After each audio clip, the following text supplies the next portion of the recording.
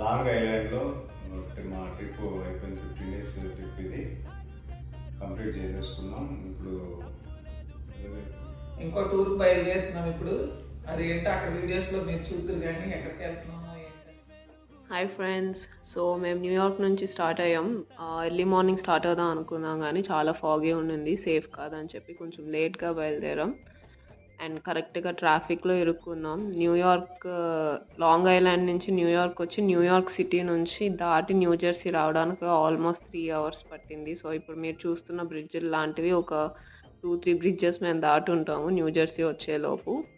And ఇక్కడ నుంచి Maryland అని ఇంకొక స్టేట్ ఎంటర్ అయ్యాము. And from there we reach to Washington DC in about 3 hours. Thank you all for watching. We'll see you back up in next video. Please do wait for our next US trip and next state we are going to. Bye.